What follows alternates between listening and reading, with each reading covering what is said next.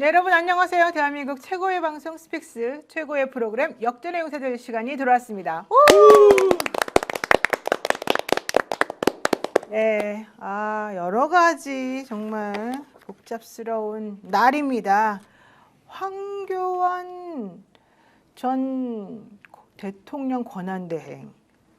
사실 저는 오늘 그분 얘기가 제일 충격이었는데 영장까지 청구된 지금 상황. 도대체 대한민국의 원로 정치인 내지는 지도자 이런 사람들의 본질은 무엇인지 너무너무 충격이었고요. 자, 이따가 조금 자세하게 이런 내용 한번 쭉 정리해서 얘기해 보도록 하겠습니다. 오늘 함께할 분들 소개하죠. 김성원 시사평론가 나오셨습니다. 어서 오세요. 안녕하세요. 네, 어서 오세요. 어서 오십시오. 임세은 더불어민주당 선임 부대변인 모셨습니다. 어서 오십시오. 네, 안녕하십니까. 어서 오십시오. 네. 그리고 언제나 정말 취재는 취재, 뭐 경영이면 경영. 제대로 하는 게 없네. 들어보니까 제대로 하는 게 없네. 열심히 사는 전계환 정치평론가 모셨습니다. 어서 오십시오. 안녕하십니까. 열심히 산다는 것을 맞고 앞에 언급하셨던 두 가지는 제대로 하는 게 없구나. 뭐 이런 얘기. 에이, 왜 그러세요? 우리 스스로가 자기 자신을 믿어야 되고요. 열심히 하는 사람들에게는 정말 박수 쳐주고 응원해주는 그런 훈훈한 대한민국이 되어야 되겠다라고 생각합니다. 우선 조금 충격이어서 제가 그냥 여쭤봤습니다. 사실 저는 개신교, 기독교에 대해서 전혀 편견이 없습니다. 저도 예전에 어렸을 때 교회를 다녔었고 크리스마스 이브가 되면 하나님의 사랑, 주님의 사랑을 노래하면서 나의 사랑도 좀 보여줘야지 이런 생각으로 하루라도 좀 착하게 살자 이런 마음을 가졌던 사람인데요. 언젠가부터 이거 정말 미안한 말입니다만 이 기독교를 신봉한다는 이 정치꾼들 때문에 솔직히 말하면 요즘은 조금 거리감을 느낍니다. 사실 뭐 저만 그런 건 아니라고 제가 알고 있는데 우선 정기영 평론가님, 네. 황교안 전 총리, 황교안 전 권한대행 오늘을 뭐 이전에 이제 실패를 여러 번 했다가 결국 오늘 집에 대한 체포영장 집행과 압수수색이 이제 이루어졌지 않습니까? 네, 그리고 결국에는 영장 청구가 됐습니다. 내란 선동 혐의로. 이 상황에 대해서 어떻게 보십니까? 그러니까 이제 영장을 준비하고 있었다는 거죠. 두 번이나 이제 시도했고 실패했고 그리고 도무지 이해할 수 없는 방식으로 앞에서 저항하고 오늘 그 뭐 막는 사람이 손가락 골절이 진짜 됐는지 안 됐는지 모르겠는데 뭐 뼈 부러진 것 같다 뭐 이렇게 얘기하면서 그럼 수사관들이 닥쳤을 때 그렇게 지금 막았다면 뭐 하는 짓이냐 이게. 그래서 뭐 공무집행방해 같은 것도 지금은 기소 내용에 들어가 있지 않지만 추가로 할 수도 있을 거다. 아니면 그 사람들을 어떤 식으로든 법적 심판대에 세울 것이다라는 생각도 들고요. 황교안은 우리 기준으로 보면 이제 재정선이 아닌 상태로 가버렸죠. 검사 출신이고 법무부 장관, 국무총리, 권한대행까지 한 사람이 지금 왜 저 짓을 하고 있느냐. 이번에 보니까 정당 이름도 저는 잘 모르겠더라고요. 네, 자유와 만들어가지고 혁신인가 뭐 네. 이런 이름이 있던데 그런 당이 있습니까? 프랭카드 온 전국에 다 붙여가지고 요즘 그 소수 정당들 붙여놓은 거 보십시오. 막 경악을 금치 못할 정도의 문구를 쓰고 있는데 그런 사람으로 타락한 장면, 실패한 정치인, 그리고 여전히 꿈을 꾸고 있는데 개신교 신자로서 하나님 앞에 무엇을 본인이 참여하고 성찰하고 이런 게 아니고 아예 선거부정이나 이런 것들을 들고 다니면서 하고 있으니까 사필 규정이다. 아니 좀 더 강력하게 이 사람이 저질른 일에 대해서 저는 단죄를 받아야 한다라고 생각을 합니다. 아니 근데 사실 이제 황교안 전 총리 오늘 그 자택 사진이 공개되면서 그게 봤더니 이제 현관문에 이렇게 붙어 있는 종이가 눈에 띄더라고요. 오늘 집을 나서기 전 기도했나요? 여러분들도 많이 보셨을 것 같은데 그러니까는 이렇게 신실한 마음으로 이 하나님과 이 주님의 사랑을 논하는 황교안 전 총리, 황교안 전 법무부 장관, 이게 얼마나 화려한 이력입니까? 황교안 대통령 권한대행. 이분이 왜 이렇게까지 됐을까? 어떻게 내란 선동 혐의로 영장이 청구되는 이 지경까지 됐을까? 저는 솔직히 좀 너무 이해가 안 갑니다. 이해할 사람이 누가 있겠어요? 아무도 없을 것 같아요. 제가 정말 볼 때는. 이해가 안 갑니다. 아니 근데 네. 공안검사 출신이잖아요. 네. 공안검사가 하는 일이 뭡니까? 내란범 잡으러 다녀야 되는 그러니까요. 사람이잖아요. 그랬던 공안검사 출신이 갑자기 어느 순간 권력을 갖기 시작하고 대통령 권한대행까지 올라갔던 거잖아요. 그 자리에. 네. 그리고 서울역에 아예 플랫폼에 차를 끌고 들어가가지고 차 타려고 했던 사람 중에 하나예요. 그러니까 권력이 이미 들어간 상태에서 그 권력이 빠져버린 거잖아요. 이제 자기는 굉장히 쓸쓸한 한 개인이 돼버린 거예요. 못 참겠죠. 엄청나게 많은 사람들한테 주목을 받고 싶은 거잖아요. 네. 어찌 보면 종교는 그런 것의 하나의 수단이 될 수도 있겠다는 생각도 들어요. 물론 원래 뭐 전도사라고 얘기는 하고 있지만, 그러니까 황교안이라는 사람도 결국 정치바람을 타고 망가져가는 정치인의 모습으로 그냥 가고 있는 것 같아요. 그러다가 결국 끝내 부정선거 얘기를 하다가 그러다가 마지막에 내란 선동까지 지금 하는 거잖아요. 그러니까요. 이게 상식적으로 이해가 안 되는 거잖아요. 계엄을 국회가 그 계엄군이 투입이 되는 상황에서도 계엄을 해제했는데 해제하고 난 다음에도 어떻게 이재명 한동훈 체포하라고 하고 내란 선동을 합니까? 제정신이면 그렇게 할 수 있겠어요? 아니, 그러니까 공안검사라는 게 더 충격인 겁니다. 솔직히 말하면. 법무부 장관이기도 하고 공안검사 출신인데 평생 그 일을 했던 사람 그런 사람이 선거 부정선거를 주장하면서 결국 이 지경에 이르렀다는 게 저는 정말 충격입니다. 우리 임세현 대변인이 어떠십니까? 그러니까 이 사람이 권한대행한 게 이유가 있잖아요. 본인이 모셨던 대통령이 탄핵당하지 않았겠습니까? 국정농단으로. 그런데 또 탄핵당한 대통령을 옹호합니다. 무슨 탄핵 세력만 골라서 지지를 하나요? 그리고 더 충격적인 것은 지난 서부지법 그 침탈 그 네. 사건에서 그때 침탈했던 그 사람들을 변호까지 했었습니다. 그러니까 이 사람이 과연 법조인이었던 건 맞나? 왜 이렇게 모든 헌정 질서를 흐트러뜨리고 헌정 질서를 무너뜨리는 그 세력에 항상 빌붙어 있냐? 이 부분이 저는 가장 참담한 지경이고요. 자유와 혁신이더라고요. 그 신당 이름이. 네. 창설한 당이 자유와 혁신인데 여기가 주장하는 게 늘 뭐 공산당 뭐 이야기하고 부정선거다 이야기하고 하는데 이 사람 출마했었잖아요. 대통령 선거로. 그렇죠, 대선에. 왜 출마해요? 부정선거인데? 그러니까 본인의 말도 제대로 지키지가 않습니다. 나는 이 모든 선거가 부정선거이기 때문에 부정선거와 싸우겠다라고 이미 기치를 잡았으면 모든 선거 출마도 안 하고 그거와 싸워야죠. 근데 본인 또 출마를 합니다. 이 뭡니까 이게?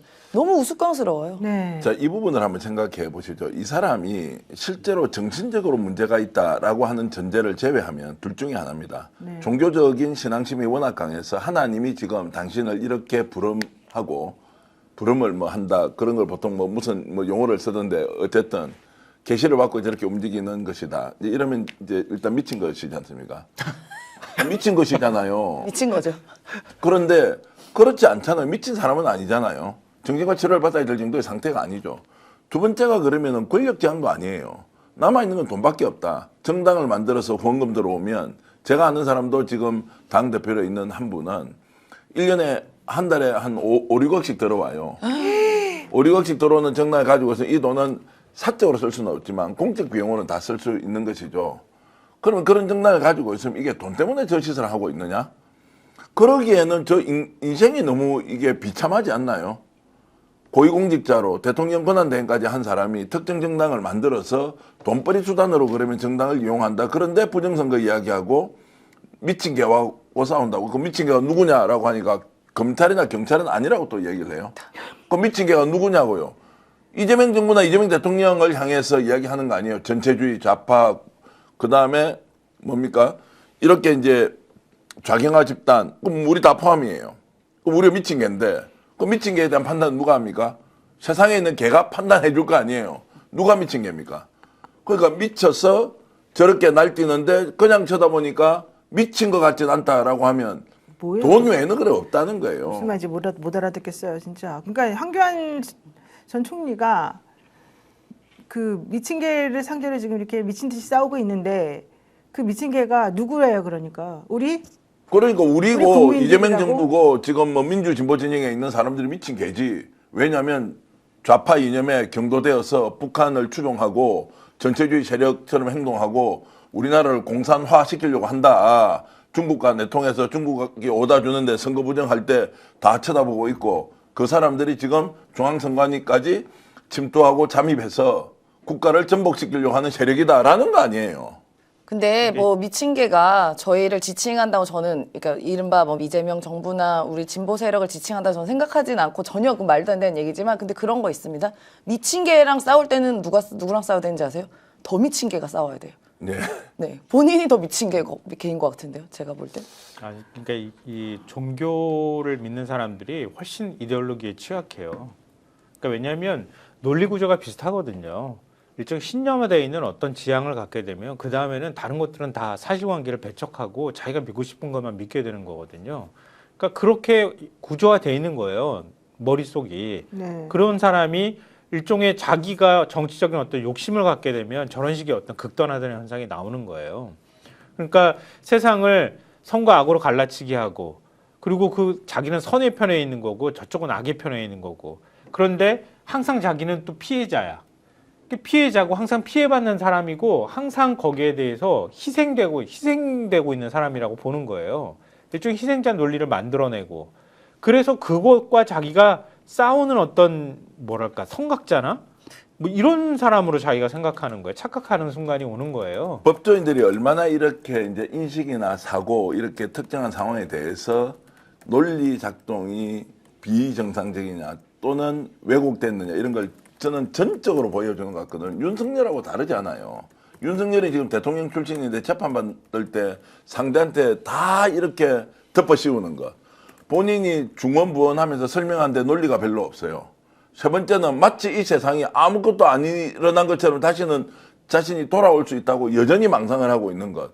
이것은 법조인들이 가지고 있는 뭔가 인식의 취약성 이런 게 적나라하게 드러나는데 한번 뒤집어지고 나니까요. 정말로 걷잡을 수 없다. MBC 기자 출신 변호사 이제 MBC 예전에 방송문화진흥에 소속되어 있는 그 고모 씨라고 있습니다. 이분도 길거리에서 집회 시위하는 거 옛날에 정상이었거든요. 미쳐 있어요. 그런데 본인은 미친 줄 몰라. 그 왜 이래 이 사람들. 이런 생각이 들어서 황교안도 그런 이유로 이미 이제 돼버렸다. 문제는 돌아올 수 있느냐 없느냐. 저는 없다고 생각합니다. 황교안 전 총리가 법무부 장관 할 때 제가 대한변협의 대변인을 했습니다. 그래서 저희가 법무부하고 이제 변호사 협회하고 같이 이렇게 카운터 파트너 식으로 이제 막 많이 모임도 하고 일도 같이 하고 그랬었는데 그 당시에 이 황교안 총리의 모습은 절대 이런 모습이 아니었거든요. 너무너무 놀랐습니다. 자, 조은석 내란 특검이 황교안 전 국무총리에 대해서 내란 선동 혐의로 구속영장을 청구했는데요. 지난해 12월 2일 계엄 선포 당시에 자신의 SNS를 통해서 황교안 전 총리가 우원식 국회의장과 한동훈 전 국민의힘 대표를 체포하라는 내용의 글을 게시하는 등 내란을 선동한 혐의를 받고 있습니다. 박지영 특검보는 오늘 정례 브리핑에서 특검이 총 3번 출석 요구를 했고 출석 요구서에 대해서는 모두 수령을 거부해 체포영장을 집행했다라고 설명했습니다. 지난번에도 영장을 집행하려고 했는데 황교안 전 총리가 문을 걸어 잠그고 열어주지 않아서 실패한 적이 있었었는데요. 특검팀은 오늘 오전 서울 용산 자택에 있는 황 전 총리를 체포했고요. 황 전 총리 체포 당시 법원에서 발부받은 자택 압수수색 영장도 같이 집행을 했습니다. 황 전 총리는 오늘 체포된 뒤에 특검팀 사무실로 압송 당하면서 취재진들에게 이렇게 말했답니다. 내란 자체가 없었다. 내란이란 존재하지 않았다. 윤석열 전 대통령이 계엄령을 통해서 부정선거의 원흉인 선관위를 압수수색한 것일 뿐이다. 이렇게 주장을 했다고 합니다. 특검팀은 오늘 오후 6시 50분에 황교안 전 총리에 대해서 내란 선동 혐의로 구속영장을 청구했습니다. 특검도 얼마나 열받았겠습니까? 와. 이렇게 발언하고 있고 조사받을 때 뭐라고 했겠어요? 중앙선관위가 문제가 있어서 그거 확인하러 갔는데 이게 무슨 죄냐, 내란이 뭐냐 이렇게 막 우겼을 거 아니에요. 거기다가 목소리는 얼마나 또 중저음입니까? 짜증이 엄청나게 났을 것이다. 그래서 기다렸다는 듯이 오후에 바로 영장 청구 해버린 거죠. 구속되는지 안 되는지 한번 봅시다. 이번에 들어가면 오래 살 거예요. 그러니까 그 영장이 법원이 어떻게 발부될까? 판단할지는 모르겠는데요. 일단 뭐 체포에 협조도 안 하고 압수수색 협조도 하지 않았잖아요. 그러니까 증거인멸할 의도가 있었다 이렇게 판단할 가능성이 전 높다고 보는데 그럼 뭐 어떤 법적인 논리로 판단하는 문제를 떠나서 아까 우리가 여러 차례 얘기했던 것처럼 우리 사회에서 일종의 이제 기득권이든 뭐랄까 지식인까지는 아니라고 생각하지만 어찌됐든 굉장히 많은 사람들한테 영향을 미칠 위치에 올라가 있었던 사람이잖아요. 여전히 본인은 그렇다고 생각하고 또 따르는 사람들도 적지 않다고요. 이런 사람이 버젓이 그냥 내란이 아니라고 얘기하고 계엄 언제든지 할 수 있다고 얘기하고 계엄 선포하면 뭐 국회의장이든 정치인이든 막 체포도 된다고 떠들고 다니면 대한민국이 뭐가 되겠습니까? 이거는 법적인 논리를 떠나는 그 넘어서는 논리예요. 이건 어떻게 보면 대한민국 헌정 질서를 무너뜨리겠다고 하는 체제범이 되는 거예요. 그러니까 그 최재봉을 붙잡겠다고 돌아다녔던 사람 아니에요? 그러니까 그런 사람의 행태를 사법의 잣대가 그냥 단순 법리 논리로 만약에 그냥 그 논리에 빠져가지고 풀어준다? 그건 있을 수 없는 일이다. 있어서도 안 되는 일이고. 그걸 만약에 사법부가 그런 방식으로 판단한다고 하면 지난번에 윤석열 풀어줬던 거랑 똑같이 국민적 공분을 살 수밖에 없다. 이건 앞으로도 두고두고 역사에 기록 남을 수 있도록 해야 된다라고 봐요. 네, 장동혁 국민의힘 대표는 내란 특검이 황교안 전 총리를 체포한 것에 대해서 대장동 항소 포기를 덮기 위한 것이다. 전쟁이다. 우리가 황교안이고 뭉쳐서 싸워야 된다. 이렇게 주장을 했습니다. 그거 잘 얘기했어요. 장동혁도 잡아가야 해요. 네. 자기가 황교안이라면서요. 장동혁도 잡아가야지 그러면. 아니 심지어 우리 모두가 황교안이다 뭐 이런 발언도 네. 했고요. 네. 황교안이야 이미 은퇴한 사람이고 어떻게 보면 민간인의 뭐 정당에 소속되어 있다고 하지만 자유와 혁신이라고 그냥 뭐 좀 정신 나간 그 잘못된 기독교 신념을 갖고 있는 사람이라고 친다고 하더라도 공당에 있는 의원이라는 자들이 저는 이런 내란에 옹호한다는 거는 있을 수 없는 일이라고 봅니다. 뭐 비단 장동혁 지금 대표뿐만이 아니라 그 전에 기억해 보시면 서천호 의원 가서 뭐 헌재 부셔버리자 어디 부시자 다 부시자 막 다 부시자고 난리 부리지 않았겠습니까? 그리고 또 윤상현 또 뒤에 나경원 내란에 동조했던 사람들이에요. 크게 다르지 않다고 봅니다. 아니 판사 출신이라는 사람이 손원보 목사 그거 종교 탄압이라고 얘기하면서 풀어줘야 된다고 얘기하고 그리고 내란 선동 의심 받아가지고 지금 구속영장 청구된 사람한테 그 사람을 향해서 우리도 황교안이다라고 얘기를 해버리면 도대체 판사 짓을 어떻게 한 겁니까? 황교안 전 총리는요, 지금으로부터 6년 전에 국민의힘의 전신인 자유한국당 대표를 지낼 당시에 태극기 부대와 함께 국회 난입을 시도했었습니다. 2019년 12월 16일이었는데요. 이때 황교안 전 자유한국당 대표가 우리의 뜻을 강력하게 전달했습니다. 아멘. 여러분이 이겼습니다. 아멘. 여러분이 승리했습니다. 아멘. 이렇게 말을 했습니다. 그리고 지난해 12월 3일, 아까 제가 12월 2일이라고 잘못 말했죠. 12월 3일 내란 당일에는 의원식 국회의장과 한동훈 당시 국민의힘 대표를 체포하라고 주장하면서 국민의힘이 지금 이런 식으로 그 국회를 부정한 황교안 전 대표를 옹호하는 것에 대해서 조금 모순적인 행동이 아닐까라는 의심을 지금 사고 있는 그런 상황이 됐습니다. 장동혁 현 대표는 자유민주주의와 법치를 지켜야 하는 절체절명의 순간이기 때문에 전쟁이라고 생각한다. 이런 기존 입장을 고수했는데요. 어쨌든 장동혁 국민의힘 대표도 상당히 태도가 이상할 수밖에 없습니다. 이상합니다, 진짜. 아니 내란 정당으로 해체돼야 돼요. 그 다음에. 정말 솔직히 저는 더 이상 뭐 말을 할 수가 없을 지경인데요. 너무 그들의 정신 세계를 이해할 수가 없습니다. 근데 왜 저렇게 할까요? 왜 저러는 거예요? 돈 때문이라면서요, 아까. 아니 황교안은 돈 때문에 하는 거고 장동혁은 어떤 생각일까요? 지금 내란에 대해서 지금 이제 수사를 해보니까 네. 실제로 저는 특검이 더 연장이 돼야 한다고 강력하게 주장하는 사람인데 우리가 지금까지 이해하지 못했던 수없이 많은 일들이 사실로 확인되거든요. 깊숙하게 개입한 정도가 아니라 아예 주동자처럼 나서서 한 것들이 나오고 국힘적으로 지금 가서 뭔가 지금 조치를 했을 것이다. 추경호 지금 저렇게 이제 뭡니까 국회에서 체포동의안은 이제 가결이 되겠지만 그러면 이제 어떤 느낌일까요? 이게 전반적으로 또는 전방위로 지금 내란에 동조했던 세력들이 굉장히 많이 있었고 그 세력들이 지금 벌벌벌 떨고 있거나 아니면 체제 전복을 위해서 아예 전면전하거나 둘 중에 하나밖에 없다. 이판사판이 되어버렸다라는 인식을 할 건데 저는 이게 정치적인 이익을 위해서 저렇게 한다고 생각했는데 실제로는 절멸될지도 모른다라는 위기감의 발로가 지금 현재 장동의 행동으로 이어진다고 봅니다. 알겠습니다. 네.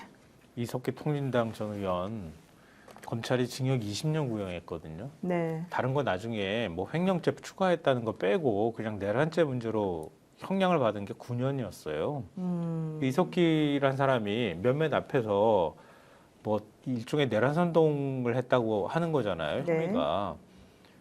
자기들끼리 그냥 얘기한 거예요. 그건 어찌 보면. 근데 윤석열은 내란을 한 거잖아요. 네. 계엄을 선포하고 실제로 군을 동원했어요. 그리고 국민들을 다 일종의 이제 처단한다고까지 얘기했던 사람이에요. 근데 그 행위가 있고 난 다음에 그 행위가 정당하다고 하면서 하라고 얘기를 하면 실제로 국회의장을 체포하라고 실행에 옮기라고 주장을 해버리면 이석기가 얘기했던 것보다 더 심한 얘기를 한 거예요. 더 심한 네. 게 아니고 한 100배쯤 심합니다. 그거는 말이 됩니다. 1000배, 만배쯤이나. 그러니까. 그러니까 실제 실행에 옮겨진 상황에서 그게 정당하다고 얘기하면서 오히려 그거를 합법적인 방식으로 막았는데도 불구하고 하라고 했던 사람이니까 훨씬 더 심각한 거죠. 어쨌든 황교안 전 총리 오늘 영장 청구됐는데요. 이제 며칠 있으면 영장 실질 심사가 있겠죠. 영장이 발부될는지 한번 살펴보도록 하겠습니다. 오늘 또 중요한 얘기 또 해야 됩니다. 노만석 검찰총장 직무대행 결국 사의를 표명했습니다. 항소 포기와 관련된 진실게임이 한참인 상황에서 고민하는 척하더니 결국에는 사의를 표명했는데요. 실제 본인은 아무 책임이 없다.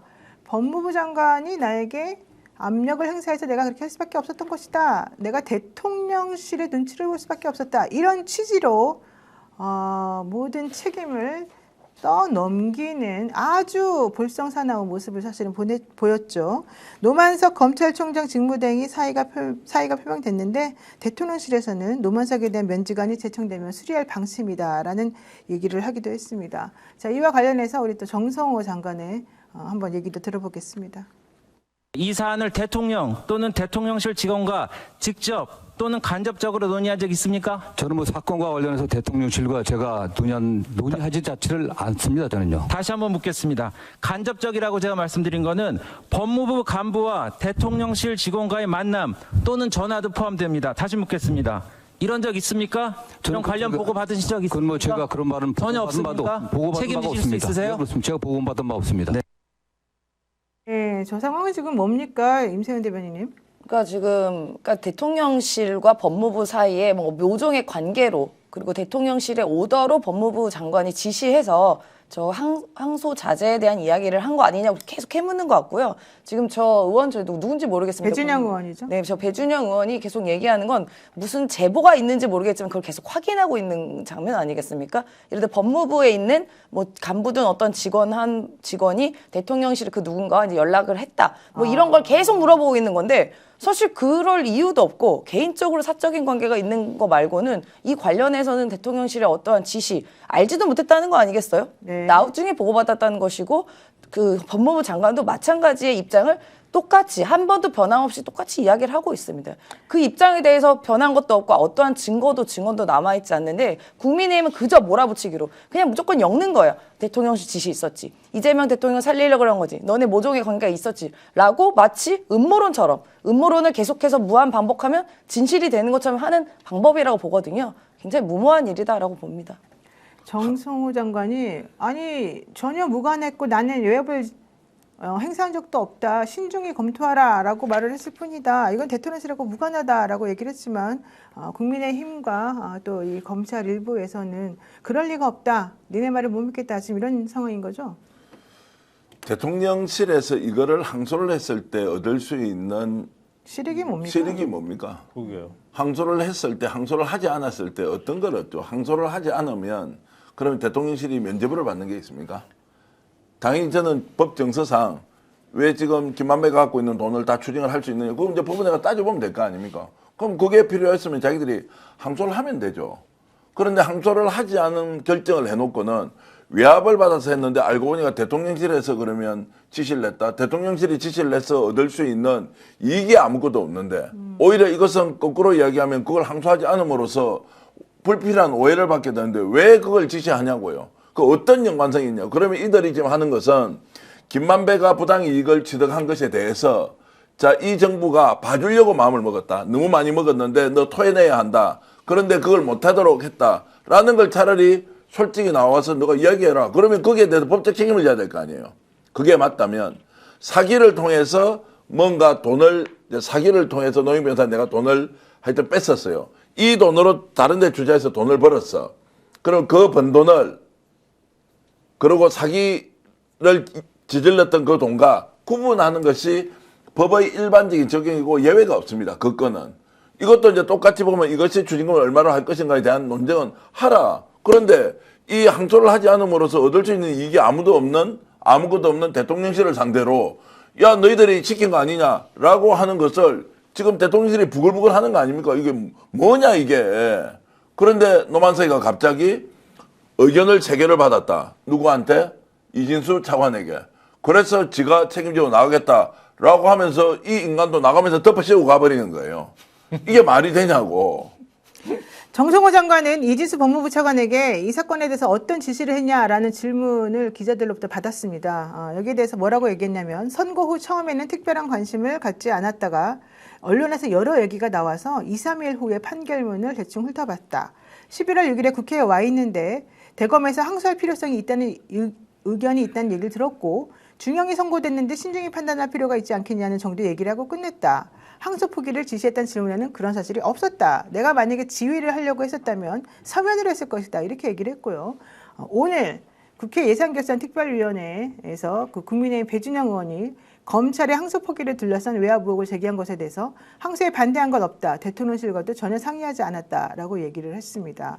특히 항소 포기에 대해서 검찰 일각의 반발이 있는 것에 대해서는 개별 사건의 항소 여부와 관련해서 검사장들이 집단적으로 의사표시를 하는 것은 매우 바람직하지 않다. 더 중대한 사건도 많이 있었다. 비상계엄의 내란 수계를 재판받는 윤석열 대통령 그야말로 관행에 완전히 어긋나게 구속 취소됐는데도 한마디도 안 했던 사람들이 왜 이런 행동을 하는 것인지 이해가 안 된다라는 취지를 말을 했고요. 특히 더불어민주당의 황정화 의원이 검찰이 지난 정부 때 윤석열 전 대통령 부부 관련 수사를 봐주기 한 거 아니냐라고 지적을 하자 검찰이 가진 권한을 선택적으로 행사하는 바람에 검찰에 대한 불신이 생겼던 것으로 지금 판단한다라고 말했습니다. 저는 그 노만석 그 대행이 얘기하는 거 보면서요,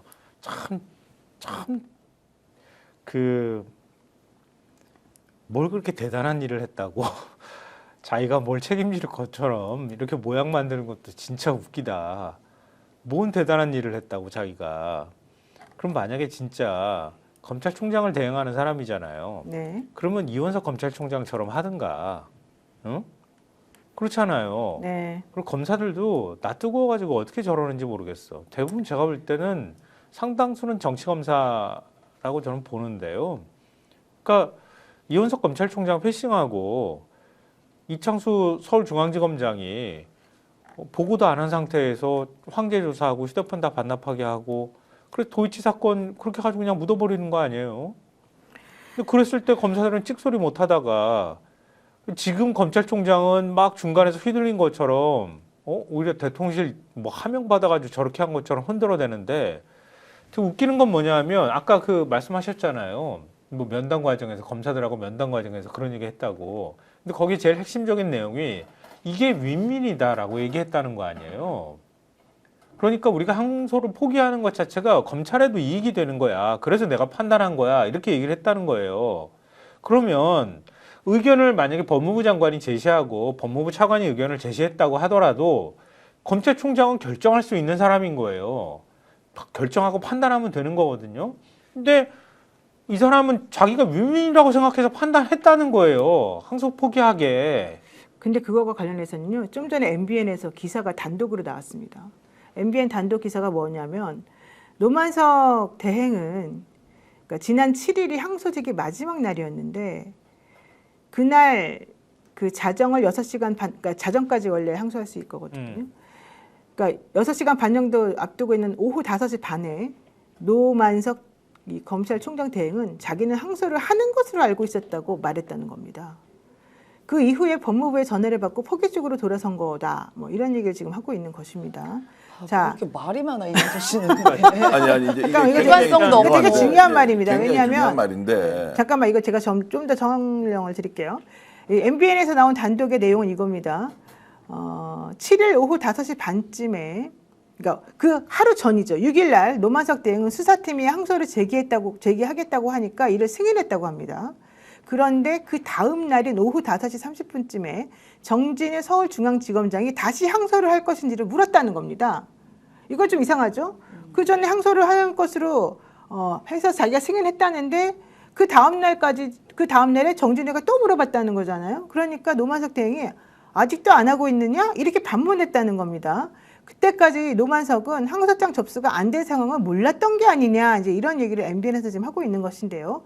그로부터 3시간 뒤인 오후 8시 30분쯤에 노만석 대행은 법무부로부터 항소가 어려울 것 같다는 취지의 연락을 받았다는 겁니다. 그리고 그 연락은 이진수 차관이 건 것이 아니겠느냐 이제 이런 입장인 것입니다.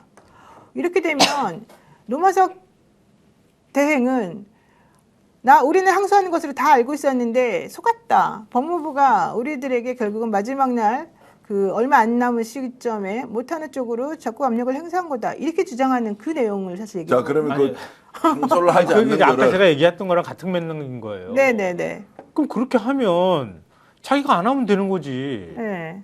판단하라고. 자기가 그냥 하면 되잖아. 그 자기가 네. 하면 되는 거지. 네. 판단하라고 있는 자리 아니에요.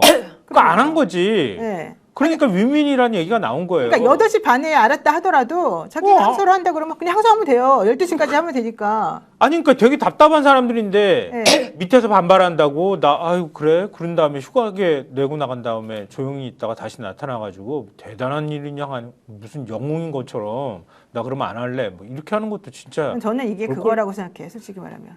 이게 지금 검찰은 더 이상 이걸 할 수가 없고 이제 더 이상 이 그 개혁에 대해서 어떻게 무슨 칼 갖고 있는 게 없잖아요. 그래서 검사들은 이제 특히 고위급 검사들은 내가 언제 옷을 벗고 나가서 이제 돈을 확실히 벌 수 있는가 이제 요 타이밍을 사실은 되게 중요하게 생각하거든요. 뭐 서울중앙지검장 정도 되면 사실 더 이상 이제 올라갈 데도 없고 검찰 개혁이 이루어지고 나면은 검사들이 후배 검사들한테 뭔가 이렇게 영향력을 행사할 수 있는 것도 사실은 이제 없어지잖아요. 그러면 마지막 지금이 타임이라는 거죠.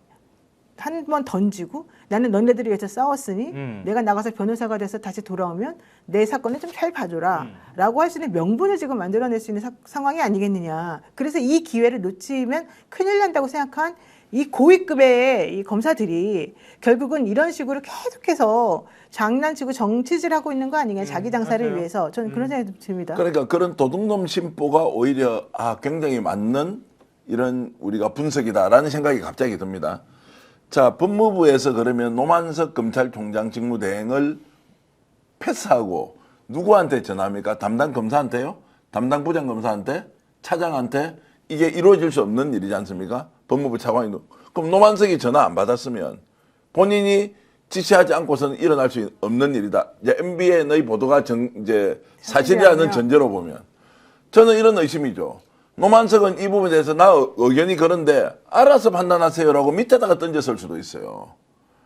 이런저런 의견이 온 게 있는데 최종 판단은 거기에 있는 주무부서에서 책임지고 어떻게 하든지 정리를 하라라고 했을 수도 있어요. 그거 지금 드러나지 않고 있지 않습니까?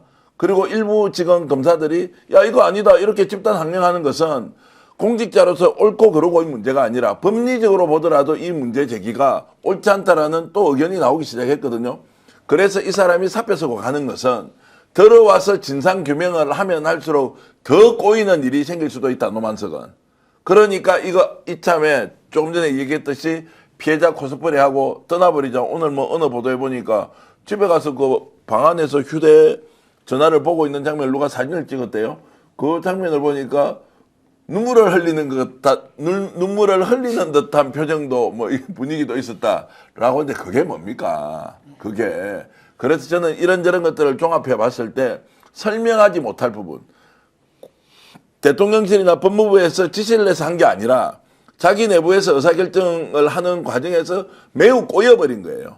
이 상황을 모면하려고 하니까 아이고 뭐 전화 온 것도 있고 하니까 그냥 이준사한테 덮어 씌우고 나는 나가겠다. 이런 오해가 아니라면 지금이라도 노만석은 진실을 얘기해야 한다. 이렇게 저는 생각합니다. 구동유진님께서 그럼 노변 말은 법무부 차관이 중앙지검에 항소 못하게 막았다는 게 되는 겁니까? 질문하셨는데 그렇게 MBN이 지금 보도를 하고 있고 노만석이 그렇게 주장하고 있다는 내용입니다. 제가 말씀드리는 건 아니고. 근데 뭐 이런 사건 발생하면은 계속 중간에 뭐 이 사람도 얘기하고 저 사람도 얘기하고 해가지고 이게 다 이렇게 방향이 좀 달리 나올 수도 있다고 보는데요. 그건 뭐 취재를 누구한테 하느냐의 차이일 수도 있는 거니까. 근데 핵심은 이런 거예요.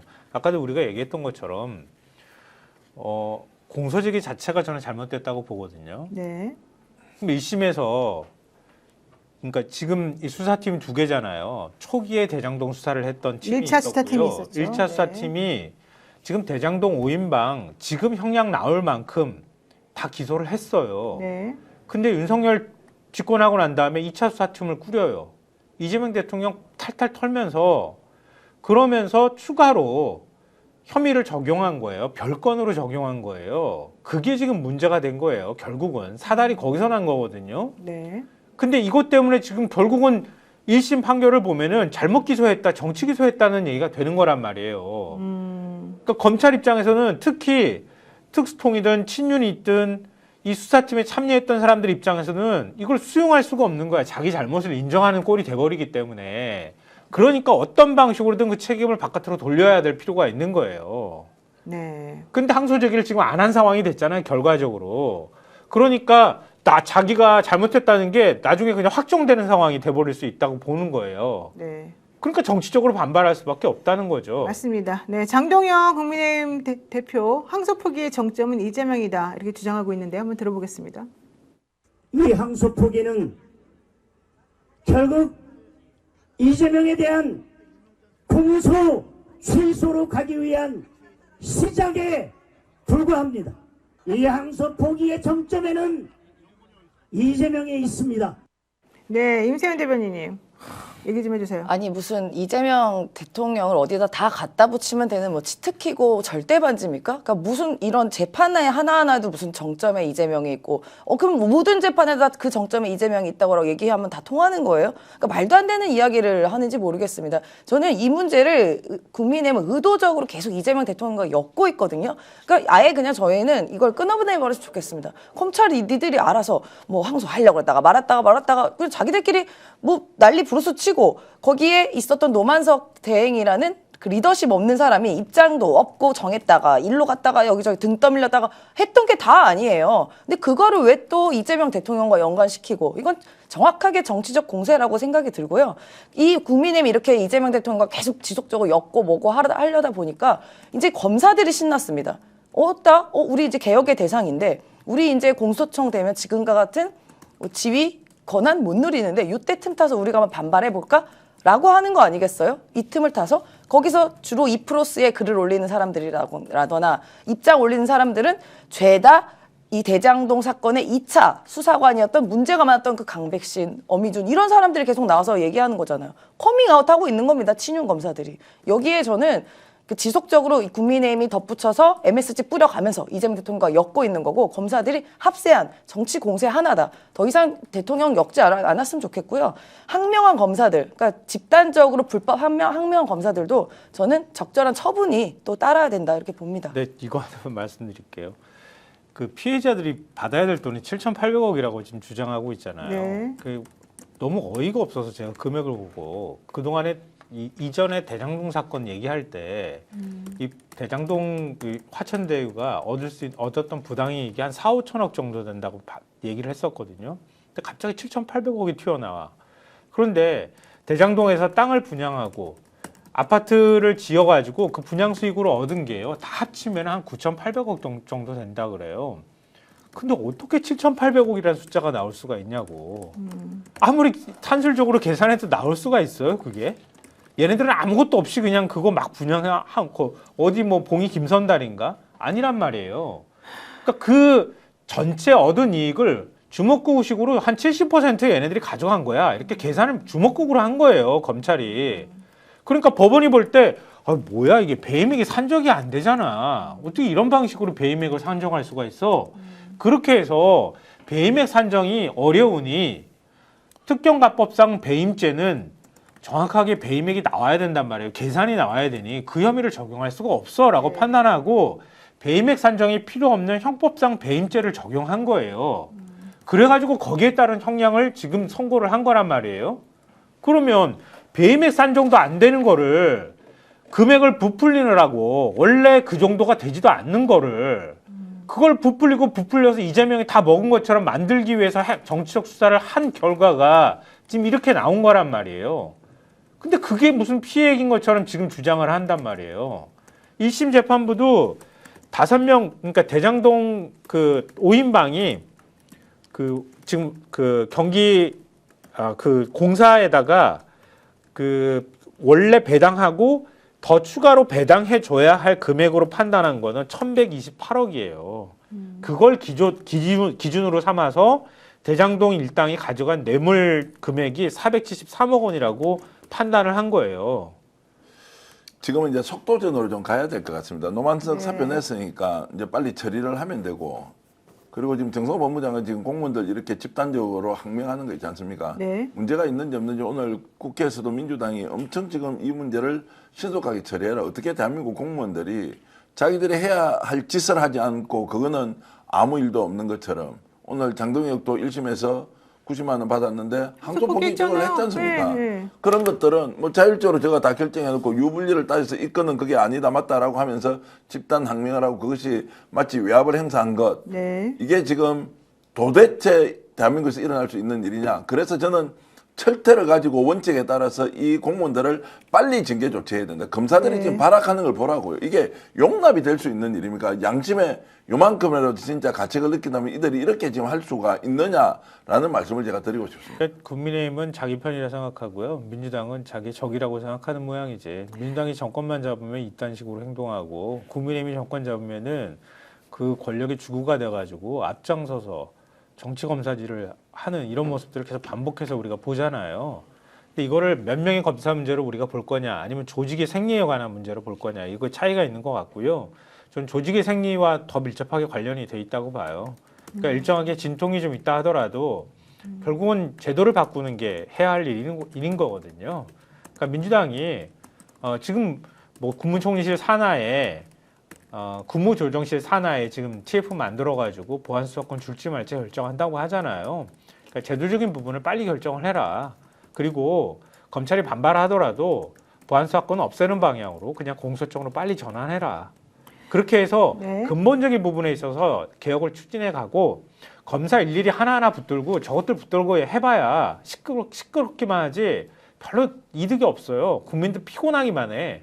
그냥 제도적인 개혁하고 그리고 검찰에 남을 사람 남고 뭐 그리고 중대범죄수사청으로 갈 사람은 가고 그리고 퇴직할 사람은 퇴직시키면 되는 거예요. 그리고 다시 한번 밥 뜯어 고치면 됩니다.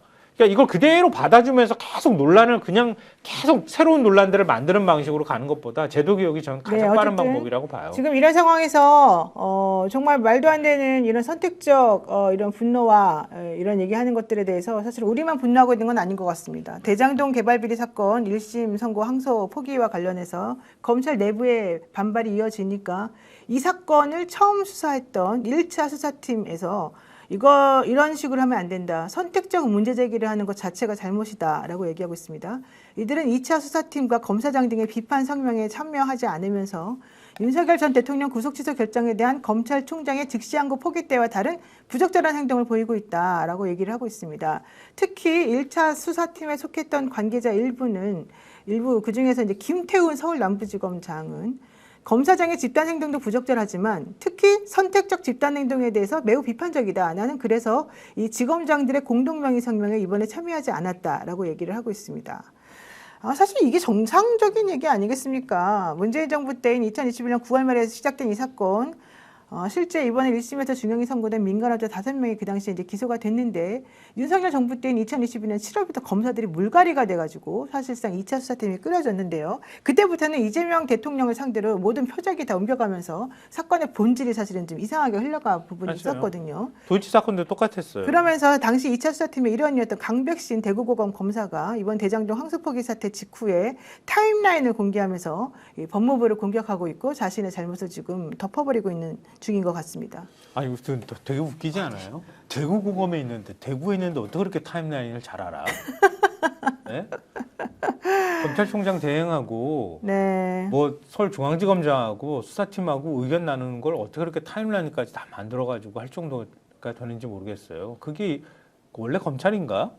원래 이런 식으로 하는 건가? 언론 플레이를 하잖아요. 기자들한테 쫙 뿌리고 타임라인 만들어서. 이런 정도로 나오면 진짜 어떻게 해야 돼요? 설득하고 양해를 구하고 그래도 당신들의 뜻이 뭔지를 이렇게 좀 받아 안아야 됩니까? 아니면 이 정도 나오는 집단이 검찰이 아니고 검사들이 아니고 만약 경찰에서 이런 게 있었다.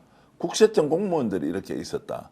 예를 들어서 중앙선관위가 헌법독립기관으로서 공무원들이 이렇게 지금 하고 있다. 소위 말하는 이제 권력기관, 국정원 안에서만 이런 일을 지금 해서 국가가 하고 있는 일에 바로 안티를 걸면서 조직적으로 움직이고 있다. 이러면 어떻게 할 것 같아요? 어떻게 합니까? 징계해야죠. 징계가 아니고 그 조직을 아예 박살을 내고 정말로 와 그런 상황을 떳떳하게 이렇게 나와서 하고 있는데도 우리나라는 뭐 검사들이 저렇게 반발하는 것 결국 국힘에서 동조해. 보수 언론이 동조해. 자기들끼리는 짬짬이 돼 있잖아요. 사법부도 자기 반성 성찰 없이 계속 저런 방식으로 해. 그러면은 보수 언론, 국힘, 극우 세력, 그리고 이런 검찰 집단, 판사 집단들이 이제 한패니까 국민들은 오간됐고 이들 세력은 늘 한패니까 좋다 이렇게 이제 가버리느냐? 누구 이런 이야기 하더라고요. 실제로 판사 중에서는 70% 이상이 다 보수화돼 있고 많아봐야 진보 쪽을 이해할 사람은 30%밖에 없다라는 것이 공고화돼 있는 이 구조 위에서 이들이 싸우고 있는데 그러면은 권한을 가지고 있는 정부에서는 어떻게 할 거냐? 이런 것들을 좀 냉정하게 생각해야 한다. 검찰에 뭔가 그래도 일을 잘하는 것들을 인정해서 해보겠다는 것이 싹 지금 마음이 가실 것 같은데요. 네, 온실가스님이 이건 전쟁입니다. 끝을 보고 검사들 혼쭐을 내줘야 됩니다라고 얘기하고 있고요. 은하수님 사표 정리하지 말고요. 샅샅이 조사해서 연금까지 박탈시켜야 됩니다. 이런 얘기 하시는 분도 있고요. 한쪽에서는 오히려 이 상황을 덫으로 보고 정성호 장관이 지금 덫에 빠졌다, 함정에 빠졌다. 정성호 장관 물러나야 된다. 이런 얘기하는 사람도 사실은 있습니다. 여러분들은 왜요? 어떻게 생각하세요? 정성호 장관이 왜 물러나? 그건 좀 그러니까 맨날 왜냐면 모든 일만 터지면 정성호 장관은 물고 늘어지는 거거든요. 아, 이게 제일 물러나라 하는 말이 제일 쉬운 거죠. 사실 그거는 그건 좀 무책임한 말이라고 보여지고 뭐 화가 났기 때문에 그 화난 심정에 대한 표현이다. 저는 그렇게 봅니다. 근데 민주당도 이번에는 전혀 호락호락하게는 넘어갈 것 같지 않습니다. 아, 그래요? 네, 김병기 원내대표가 이렇게 불법으로, 그러니까 불법적인 일에 연루가 되어서 이렇게 항명하는 사람들, 항명하는 공무원들에 대한 어떠한 지시, 조치가 있어야 된다. 민주당 정부만 들어오면 갑자기 검사들이 용기가 생겨서 이렇게 집단 항명을 하냐? 만만하냐? 절대로 이번은 가만두지 않겠다라는 식으로 단언을 하셨기 때문에 저는 민주당 차원에서 법적이든 제도적이든 장치를 마련해서 네. 이런 일이 더 이상 있으면 안 된다. 아니, 공무원의 한 명이에요, 검사도요. 그동안 본인들이 그냥 그걸 권한, 권력 너무 그냥 팡팡 아무렇지 않게 누리고 살았던 것뿐이지 공무원의 한 명입니다. 말씀하신 것처럼 국세청의 직원 다 똑같은 공무원입니다. 어느 집단의 공무원이 이렇게 반발하고 본인들이 잘못한 것을 마치 피해자인 척 코스프레하면서 집단 항명하면서 위에다가 들이박습니까? 있을 수가 없는 일입니다. 그래서 저는 더 나아가서 지금 검사들은 징계 조치를 따로 하기가 어렵잖아요. 탄핵 말고는 없지 않습니까? 그래서 탄핵 헌재에 올라오면 맨날 기각되고 하잖아요. 이런 부분도 개선을 해야 된다. 검사들도 본인들이 잘못된 기소를 하거나 정치적인 기소하거나 그게 드러났거나 하면 이렇게 법적인 책임을 지고 뭐 전관 예를 들어서 변호사 개업도 못하고 이런 법도 저는 만들어야 될 것이고요. 그리고 탄핵이 아니라 정말 법적인 징계로 뭐 법무부 장관의 징계라던가 그런 윗선에서의 징계로도 충분히 파면이 가능한 그런 장치도 나아가서 마련해야 된다. 그리고 민주당도 그 부분에 대한 고려도 하고 있다라고 말씀드립니다. 그러니까 제도를 좋게 만들어 놨더니 예를 들면 독재 정권 시절에 독재 정권 말을 듣고 눈치 보면서 기소하고 이런 정치 검사들이 득세를 했던 거잖아요. 그렇게 해서 최소한 너네들이 독립적으로 판단하라는 의미에서 검사를 직에서 파면할 수 없도록 만들어 놓은 거 아니에요. 검사징계법을. 그렇게 해놨더니 이게 어느 순간 다른 집단이 돼버리고 있는 거예요. 그러니까 오히려 민주주의를 공격하는 집단이 돼버린 것 같은 느낌을 받는다는 거예요. 근데 그렇다고 해서 그 검사의 지위를 한꺼번에 흔들게 만든다? 이건 또 다른 문제일 수도 있을 거예요. 네. 저는 그건 좀 신중할 필요는 있다고 보는데요. 네. 다만 이제 다른 기관하고 아까 비교를 하셨잖아요. 검사들이 저렇게 할 수는 있는 이유는 그거잖아요. 나 이거 그만두고 나가도 변호사 해가지고 언제든 얼마든지 돈 많이 벌 수 있어. 그리고 나 원래부터 내가 돈이 비록 없다 하더라도 처가에 돈 많아. 아니면 시댁에 돈 많아. 이런 뒷배가 있기 때문에 저렇게 가능한 거예요. 뭐 해볼 테면 해봐. 그런 거지 뭐. 네. 그러니까 그런 고리를 끊을 수 있는 방법을 찾아주는 게 저는 더 확실한 방법일 것 같아요. 정관예우 못하게 더 철저하게 제도로 만든다거나 검사 나와가지고 혹여나 어떤 사건을 가지고 뭔가의 어떤 청탁이나 이런 것들이 가능하게 만든다거나 이렇게 하는 고리들을 완전히 끊어버리는 게 오히려 더 검사들을 벌벌 떨게 만드는 방법이라고 봐요. 네, 함께하면 할 수 있다님이 제도적으로 싸그리 정리할 수 있는 법을 개정하세요 이런 얘기하셨는데 사실 이런 것도 좀 필요해 보이지 않나 싶습니다. 서지영 검사가 과거에 이런 발언을 했었습니다. 검찰은요 이번 가을만 무사히 넘기자며 표정 관리를 하고 있는 중입니다. 선거철 되면 검찰 개혁 못할 거라고 생각하고 있습니다. 검찰 내부 분위기는 원래 이렇게 하다가 말 거다라는 분위기입니다라고 이제 예전에 얘기를 한 게 있었었는데요. 사실은 지금은 검사들이 이게 마지막이다라고 생각해서 가열차게 지금 더 움직이고 있는 것으로 지금 사실은 보입니다. 네, 자 어쨌든 더 이상 이제 분란이 좀 안 일어났으면 좋겠고 여기에 휘둘리지 않는 것도 저는 필요할 것 같고요. 민주당 좀 강력하게 대응할 수 있는 건 대응하는 것이 맞는 것 같고요. 자, 두 번째 주제 한번 보겠습니다. 윤석열 씨가 또 자기 재판에 나와가지고 부하 직원 탓하는 버릇을 또 오늘 보였습니다. 한덕수와 이상민을 저격한 그런 내용인 것인데요. JTBC 단독으로 나온 내용이 있습니다. 한덕수하고 이상민이 이제 계엄 문건을 받냐 못 받냐 이런 부분과 관련해 가지고 나도 김영현도 줬는데 왜 못 받다고 거짓말해? 지금 이런 얘기를 하고 있어요. 와, 이건 지금 이제 자기네끼리 내분이 일어난 겁니까? 어떻게 되는 겁니까? 내부는 이제 이미 일어났고 각자 도생인데 이제 윤석열의 정신 상태를 우리가 이제 주목하고 봐야 한다. 책임을 내가 다 지기로 했고 그 자리에서 지금 국무회의에 정언으로 나온 것은 별거 아니네. 내가 다 책임지면 되고 여러분들은 그냥 따라오면 된다라는 투로 얘기를 했다는 거 아니에요. 근데 막상 이제 중요한 증거 자료가 나올 때는 이거 내가 한 거 아니다. 한덕수 너도 문제가 있는 것 아니냐라는 식으로 하는 것은 이제 반복되고 있는데 이것이 이제 윤석열의 DNA가 무엇이냐 이제 이런 얘기를 하는 사람이 있습니다. 본능적으로 노영희 변호사는 그런지 모르겠는데 법조인이 되면 일단 어떤 법적 문제가 나에게 불리하게 작동할 것 같으면 무조건 부인을 해야 된다는 것을 배운다. 그런데 그게 맞습니까? 아니 자신에게 뭔가 불리하다라는 것을 순간적으로 느끼면 네. 이것을 무조건 부인해야 한다. 팩트가 무엇인지 중요한 게 아니라 최종적인 판결이 어떻게 나올 것이라고 딱 그림이 그려지고 그 상태에서 나한테 불리하다라고 하면 누구보다도 먼저 이것을 딱 알아차린다는 거예요. 그래서 탁 밀어내 버린다는 거죠. 그랬을 때 중요한 것은 내가 양심의 가책을 받는 것이 아니라 상대가 이것을 어떻게 그냥 보느냐가 중요하다는 거죠. 상대가 어처구니 없으니까 이거 우물쭈물하면 안 되는데 맞서면 본인이 결백하다는 것을 입증할 수 있지만 맞서지 못하면 윤석열은 덮어씌우잖아요. 받는 쪽에서 훨씬 더 불리한 결과를 낳게 된다. 이걸 누구보다 잘 알고 있으니까 윤석열은 무조건 뜨는 길을 해가 나는 주도한 것이 아니다. 라는 이제 설이 하나 있습니다.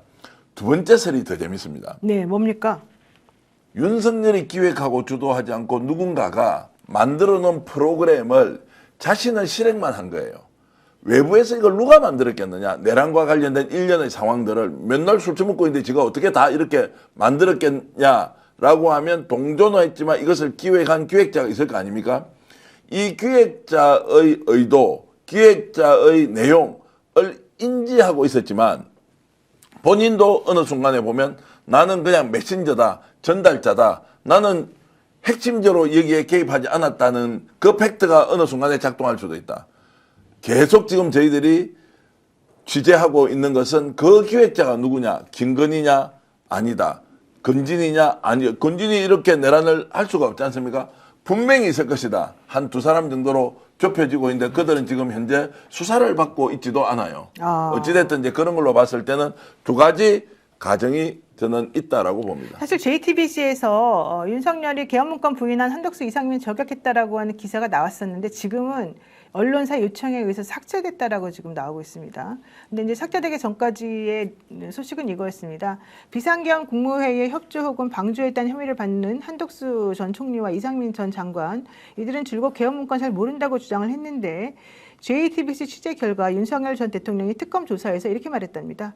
그 두 사람은 이상하다. 나도 주고 김영현 국방부 장관도 서류를 줬는데 왜 서류 구경도 못했다고 하냐. 그거 아니다라고 진술했다는 거였습니다.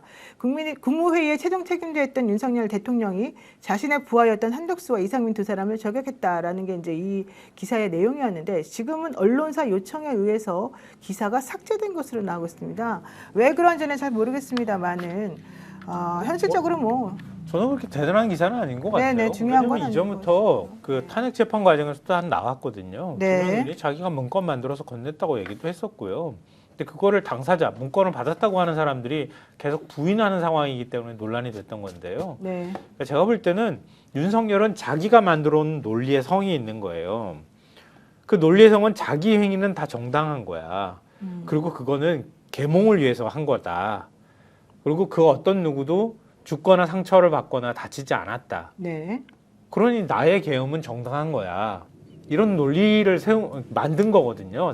이렇게 쌓아 올린 거예요. 그 논리를. 네. 그러면 그 과정에서 내가 이렇게 실행해라고 하는 문건을 건넸다 안 건넸다는 별로 중요하지도 않아요. 오히려 문건을 안 건네줬다고 하는 게 윤석열이 계엄을 속이려고 한다거나 아니면 자기 논리를 좀 구차하게 만드는 것으로 윤석열 스스로는 생각했을 거예요. 자기가 다 만들어서 이거 정당한 계엄인데 문건 건넨 게 뭐가 문제가 돼. 아니, 국민 앞에서 포고령으로 막 처단한다고 얘기했던 사람이 그 문건 하나가 뭐가 중요해요. 하나도 중요하지 않은 거지.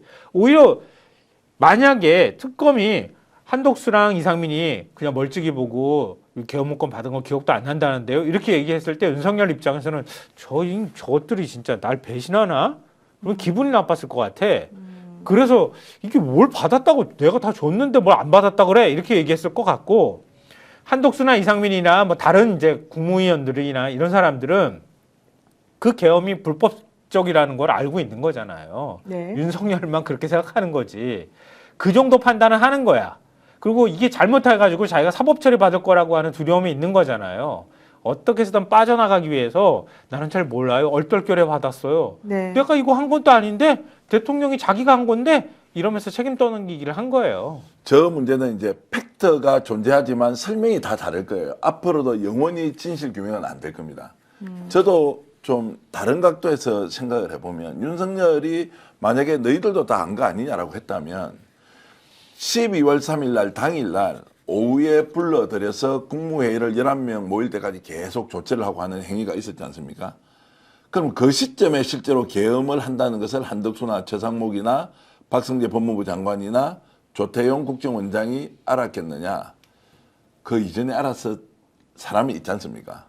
지금 대체로 나오는 걸 보면 그냥 동원됐던 장관들 빼고 한덕수, 조태용, 그리고 지금 박성재 법무부 장관, 또 최상목 부총리, 이런 사람들은 그 이전에 이 내용을 알았을 가능성이 높다고 저는 보는 겁니다. 네. 그러니까 윤석열이 지금 아니 너희들 당장 아는 거 아니냐라고 하는 이 머릿속에는 야, 그 전에 만나서 다 의논한 거 아니냐라고 하는 생각들이 있기 때문에 만약 윤석열의 이 메시지가 너희들 둘이 그때 몰랐다고? 라고 하는 거기에는 서류를 준 행위에 대한 설명이 아니라 그 이전에 어떤 식으로든 김용현을 주도해서 이 일을 벌였던 그 상황을 우리 다 알고 있는 거 아니냐라고 저는 주장을 하는 하나의 또 표현 방식이라고도 좀 생각을 하기 때문에 두 가지로 반드시 나눠야 한다.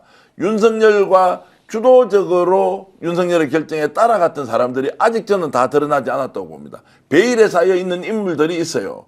여전히 이 사람들은 특검에서 수사를 하려고 하니까 정근한 진술이 없다는 거예요.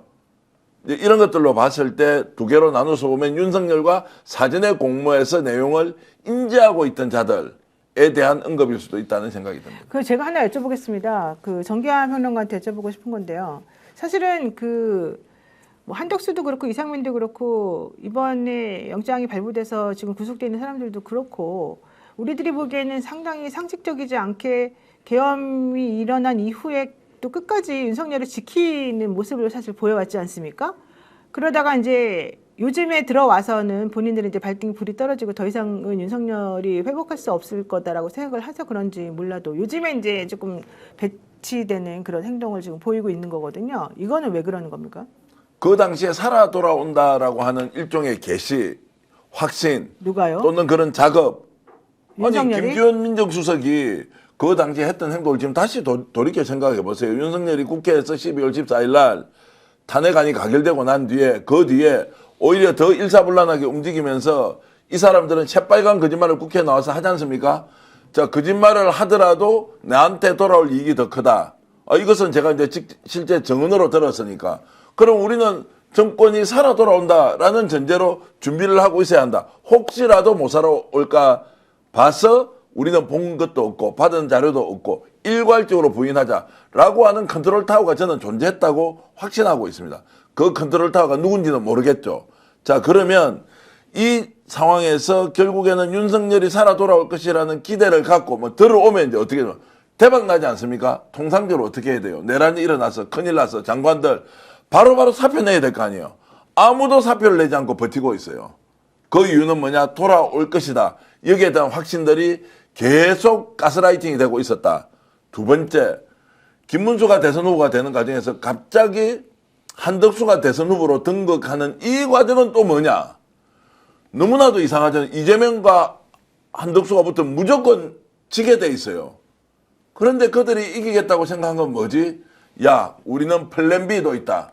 만에 하나 이것이 파면으로 이어지면 대선 후보를 통해서 이길 수 있는 길까지 있다.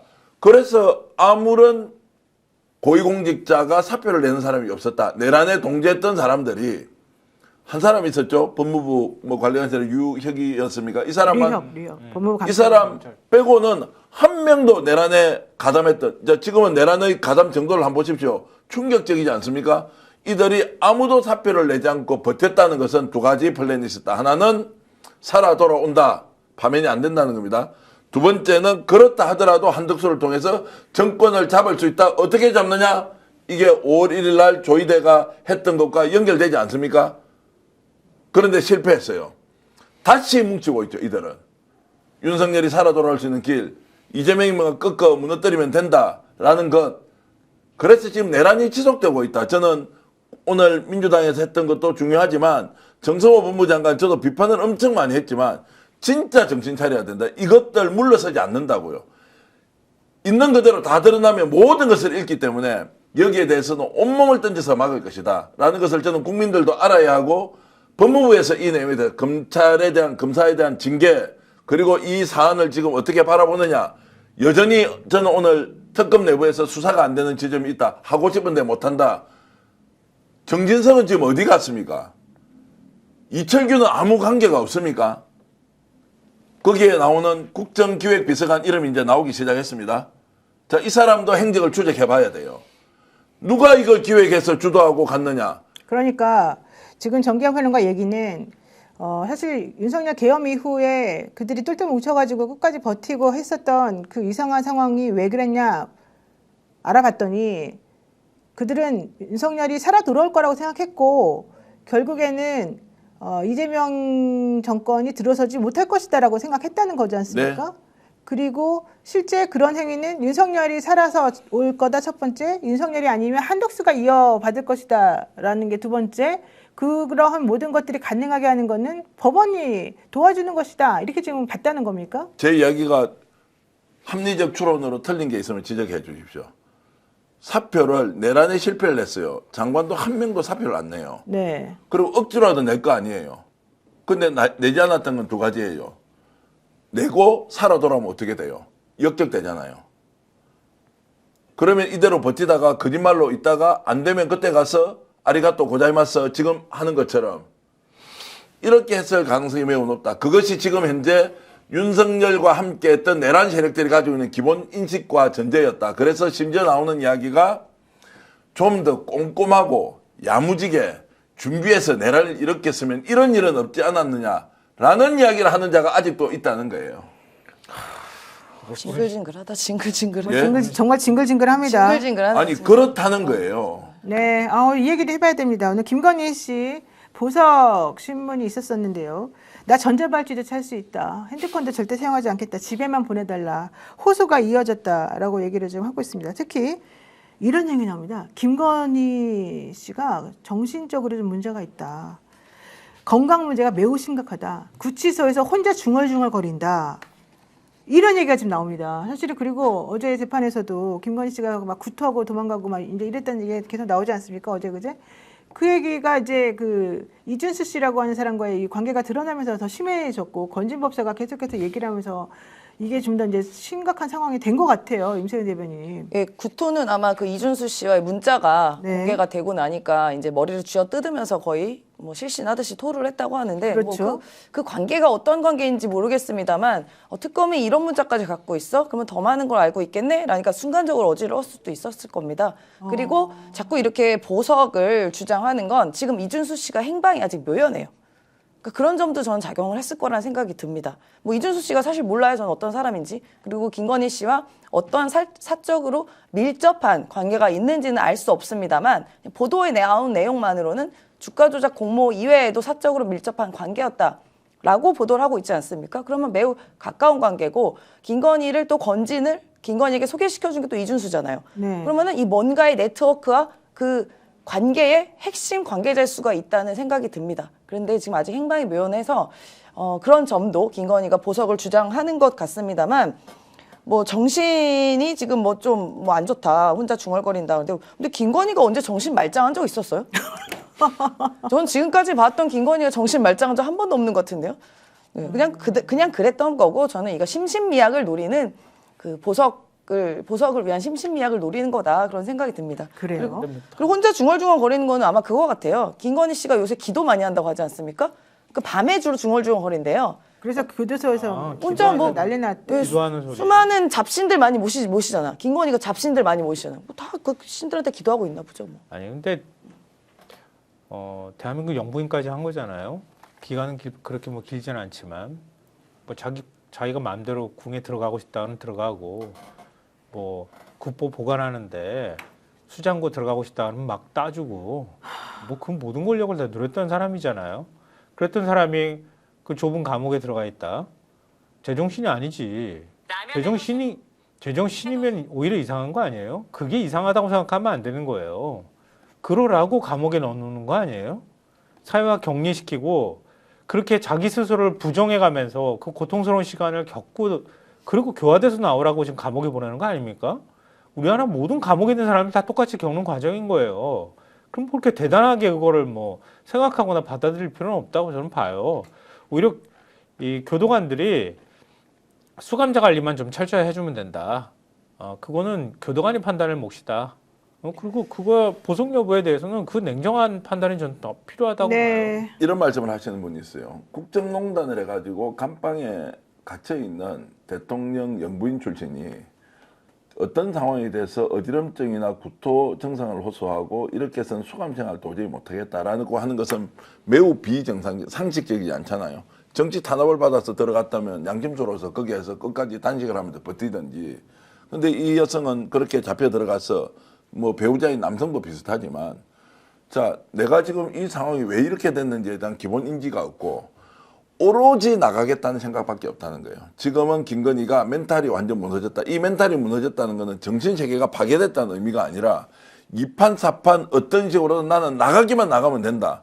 생존 본능이 정말로 특수할 정도로 아주 강한 사람이지 않습니까? 그러니까 자기가 나가야 되는 것은 모든 수단과 방법을 안 가리고 그러니까 하는 말이 전자빨지 차도 좋으니까 제발 좀 풀어만 주세요. 이게 지금 영부인 출신이 할 이야기입니까? 두 번째, 국정농단을 저렇게 해먹고 저게 어떤 양심으로 저게 입에서 튀어나올 수 있는 이야기냐라는 걸 생각하면 자기가 살면 된다라는 이 오로지 이 목표 하나 그리고 모든 것이 무너지더라도 좋으니까 나면 살면 된다라는 생각이 동시에 이렇게 발현되는 것이다. 그래서 아픈 것은 뭐냐? 아픈 척하는 것으로 충분히 자기는 위장할 수 있다. 아니 안 그래도 이 말이 이게 무슨 말이냐면 그 우인성 부장판사 재판이 지금 이제 김건희 씨의 재판부잖아요. 재판부가 실물 검증을 위해서 특검팀에다가 실제 이 전성배 씨가 가지고 있다가 제출한 흰색, 검은색, 노란색의 샤넬 가방 3개랑 샤넬 구두 그리고 그라프 목걸이 등을 갖고 오라 그랬어요. 그래서 법원에서 재판하면서 진짜 그거를 이제 보면서 확인을 해봤더니 사용한 흔적이 있다라고 지금 이제 판단이 된 거예요. 뭐 김건희 씨는 사용한 흔적이 있네 없네 이제 그런 얘기를 막 했잖아요. 재판부가 흰색 장갑을 끼고 물품들을 직접 검증했답니다. 휴대전화를 꺼내서 이 가방의 내부를 촬영을 하고 사용감을 확인을 했고 그러면서 재판장이 이렇게 말했답니다. 각각 버클에 비닐이 없고 약간 긁힌 것 같은 사용감도 있다. 구두 바닥에 사용한 흔적이 있고 음각으로 39C라고 기재되어 있다. 목걸이는 고정된 상태는 아니었는데 사용감 여부를 육안으로는 확인이 불가능하다. 이런 얘기를 했는데 이와 관련해서 건진이라고 하는 이 전성배 씨가 나 분명히 내가 전달했고 분명히 그 사람이 받은 거 맞는데 처음에는 좀 꺼려하더니 받는 걸 꺼려하더니 그다음부터는 아주 잘 받았다. 김건희 자기가 받아놓고 남한테 좀 떠넘기고 그 사람들에게 패기치는 행동을 안 했으면 좋겠다. 이런 얘기를 건진이 진짜 했다는 겁니다. 그러면서 실제 물건을 받는 거 꺼려했던 그 물건은 가방이 아니라 천수삼 농축자였다. 근데 왜 그러냐라고 했더니 본인은 인삼을 못 먹는데 그래서 천수삼도 못 먹는 거 아니냐. 이거 내가 받아봤자 무슨 소용이지. 이런 듯한 태도로 받는 걸 꺼려한 거지 고가의 물품 받는 거를 꺼려했다거나 뭔가 좀 불편하거나 이런 게 전혀 아니었다. 고가의 선물을 받는 데 대한 부담이 있었던 것은 정말 아니었다. 그래서 내가 처음에 김건희가 좀 꺼려했다라고 말한 부분은 바로 그 부분이었다. 이런 얘기를 했고요. 실질적으로 김건희 씨가 책임을 조금 딴 사람한테 넘기지 않았으면 좋겠고 그 사람들의 그러니까 최종 목걸이를 받은 당사자가 다른 사람들에게 피해 끼치지 않았으면 좋겠다. 이렇게 말을 했답니다. 이 얘기를 사실은 김건희가 들으면 야, 나 진짜 완전히 끝났네. 이런 생각하지 않겠습니까? 아니 김건희 자기가 결국은 그거 받았다고 인정했잖아요. 네. 받아서 썼겠지. 뭐 그거는 뭐 별로 중요한 것 같지는 않고요. 일단 실물이 처음으로 공개됐다는 게 뭐 저는 의미가 있지 않을까 싶고요. 그라프 목걸이 6천만 원 넘는다는 건데 그거는 내가 안 썼다고 지금 안 받았다고 바닥바닥 주장하고 있잖아요. 근데 그것도 저는 시간이 지나면은 받았다고 인정할 수밖에 없게 될 것이다라고 보고요. 지금 김건희가 보이는 행태는 제가 볼 땐 감옥에 조금 덜 들어가가지고 그래요. 조금 더 길게 있으면은 자연스럽게 다 없어지는 병입니다. 그래요?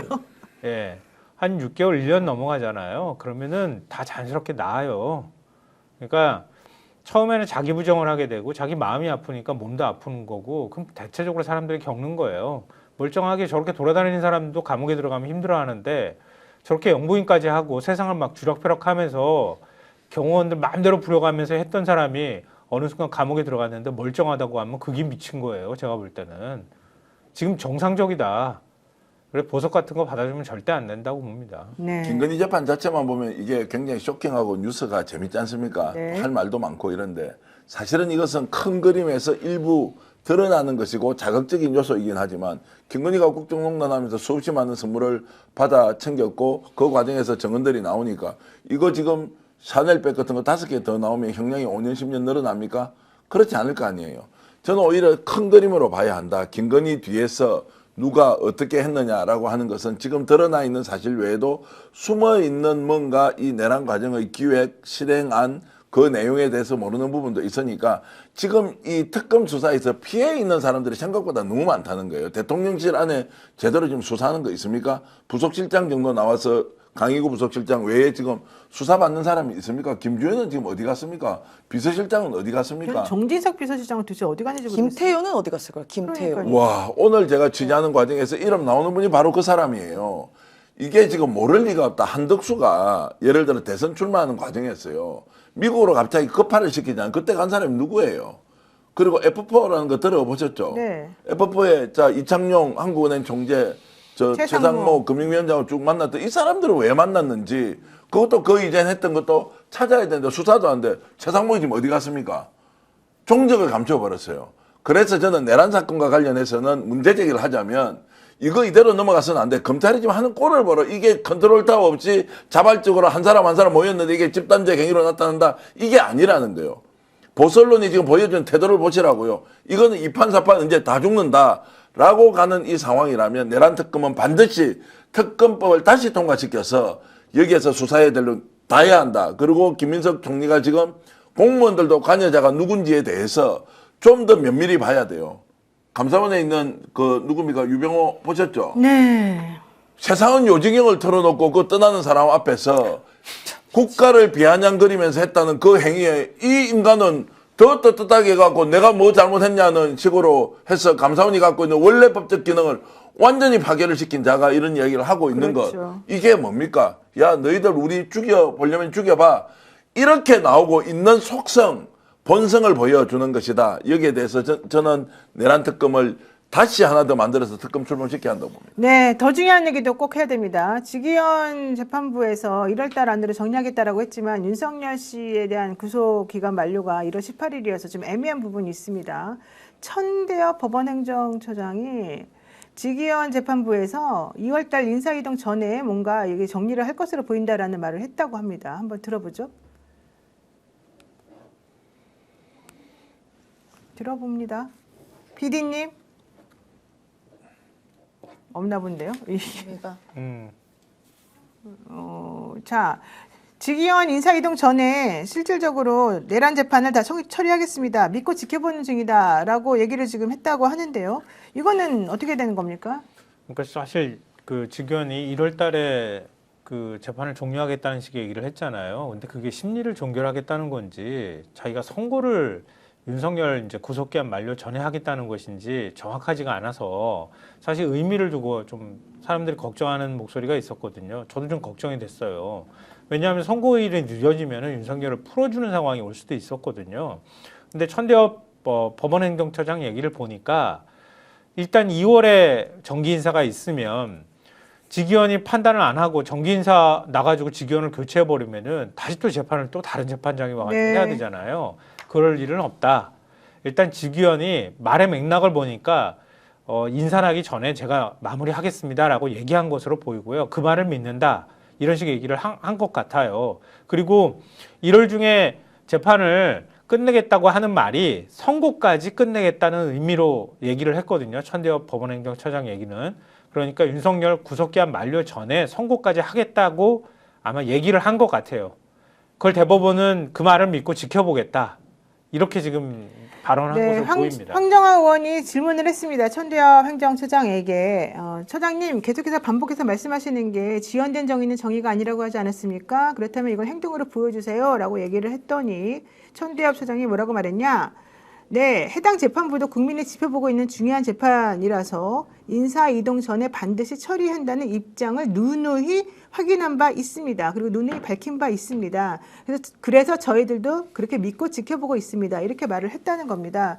결국 직위원 재판부도 이제는 속도를 내서 그동안 침대 재판이라고 얘기됐던 그 부분을 좀 정리해서 자기가 마무리를 짓고 가겠다는 건데 문제는 마무리를 어떻게 짓느냐 이게 중요한 거 아니겠습니까? 어제보다는 한 발 좀 더 나간 것 같습니다. 이제 이렇게 이제 법원행정처장도 나와서 이야기했으니까 직위원이가 하는 것이 1월달에 선고까지 하는 것으로 우리는 믿고 있을 것이고 그때 그걸 지키지 못하는 거 나는 믿는다고 했고 기다린다고만 했지 그 사람 판단을 내가 바꿀 수 없는 거 아니냐라고 이제 변명하기가 굉장히 어려워졌으니까 일단 1월달에 끝낸다는 걸로 저는 믿고 있고요. 이제 직위원이가 이제 결국에는 어떻게 형량을 결정할 것이냐 윤석열에 대해서 아마 11월, 12월, 12월에 지금 이정관 부장판사가 결론을 내지 않겠습니까? 1차로 그렇게 되면 거기에 저는 오히려 기속이 되어서 상당히 이제 강하게 갈 수밖에 없는 상황이 어쨌든 연출될 것이다. 그래서 이제 재판부는 지금 진행하고 있는 내란 사건에 대해서는 정리정돈을 하는데 특검에서 수사하고 있는 내용이 아직도 부족한 점이 많다.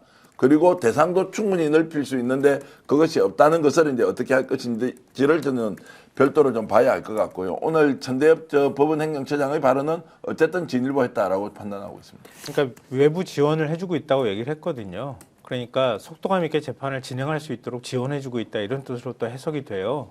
그러니까 직위원이 자기 속마음으로는 천천히 가고 싶을 수도 있지만 대법원이 바라보거나 지금 사법부 전체에서 바라볼 때도 이거 그런 방식으로 재판이 되면 안 된다고 보는 것 같고 그래서 지원해줄 부분까지 지원을 해주고 있다는 얘기를 하니 윤석열 구속기한 만료 전까지 선고할 수 있는 환경을 만들어주고 있다는 의미로도 해석이 돼요. 그러니까 약간 좀 국민들이 굉장히 불안해하기 때문에 그 불안을 조금 이제 안심시켜주기 위해서 한 발언으로 보이니까요.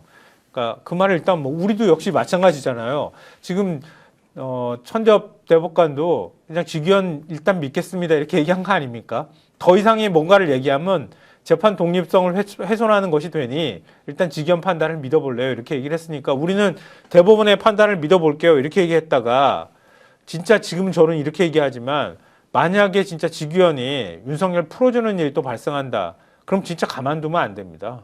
그땐 진짜 대법관들을 싹 물갈이하던 대법원을 완전 다 제도적으로 바꿔놓으면 그렇게 해야 됩니다. 저거는 내란 세력이나 다름이 없다고 저는 생각해요. 네. 이게 우리가 계속 못 믿게 하는 게 어떤 직위원 같은 경우도 제대로 된 해명도 한 적이 없고 심지어 거짓말도 했어요. 그리고 대법원에 있는 그 천대엽 이분도 법원 행정처장도 실제로 우리 국회에 나와서도 거짓말로 가까운 이야기도 많이 했습니다. 그런데 이 말은 믿으라고요? 저는 사실 못 믿겠습니다. 믿고 싶어도 믿을 수가 없고 믿는 상황을 만들어 주지도 않아요. 사실 이렇게 돼서 우리가 믿어볼까 하다가 정말 엉뚱한 재판 나오면 그때는 어떻게 할 겁니까? 되돌릴 수가 없잖아요. 우리 윤석열 풀어준 거 보십시오. 상상이나 했습니까? 직위원이 말로는 내가 잘할 거예요. 1월 말까지 할 거예요. 라고 하지만 여전히 행사 진행하듯이 재판하고 있고 여전히 윤석열 쪽 발언 다 들어주고 제지도 안 하고 있습니다. 그러면서 질질 끌고 있거든요. 그렇다고 한들 그 법원 행정처장이 나와서 믿고 있습니다라고 하면 우리가 그 믿어줘야 돼요. 재판 나오면 그때 1월 말에 어머 윤석열 풀어놨네? 그때 와서 후회하는데 우리는 아무런 손쓸 수가 있는 힘이 아무것도 없기 때문에 지속적으로 감시하면서도 들들들들들 뽑고 법적이나 제도적으로나 할 수 있는 것들 좀 무조건 다 강하게 해야 된다고 봅니다. 하나를 보면 그 천대엽 대법관을 제가 뭐 비난하는 건 아니지만 우리 김학의 전 차관 누군지 봤잖아요. 여성과 안고 있는 모습까지 다 봤지만 어떻게 됐습니까? 김학의 뇌물, 성접대 혐의 다 무죄 면소로 마무리됐습니다. 그거 재판한 사람 누구? 천대엽. 네, 자 어쨌든 오늘 또 국회에서 정말 중요한 질문이 하나 나왔습니다. 황정호 의원이 천대엽 차장에게 이런 말을 물어봤네요. 원래 새벽 5시만 되면 판사님들은 핸드폰을 바꾸나요? 이거 한번 싱크 들어보죠. 판사님들은 원래 새벽 5시만 되면 휴대전화를 바꾸십니까? 진짜 궁금해서요. 위원님이 생각하시는 바와 같습니다. 천대엽 차장님, 예, 지기현 판사에게 휴대전화 왜 바꿨는지 확인하셨습니까? 하지 않았습니다. 계속 논란이 되고 있는데 왜 하지 않으셨습니까? 예, 아시다시피 저희 사법 행정 이 개인의 사생활에 대해서 관여하게 되면은 그 자체가 좀 문제가 될 수 있기 때문에 저희들이 그 부분에 대해서 다른 절차를 통하지 않고서 저희들이 직접 개입하는 것은 문제가 있다고 생각합니다. 네, 의원님이 생각하시는 바와 같습니다. 이렇게 대답을 했는데요. 판사들은 원래 새벽 5시만 되면 휴대폰을 바꿉니까? 진짜 궁금해서요. 이제 이 질문이 사실은 상당히 모욕적인 질문이죠.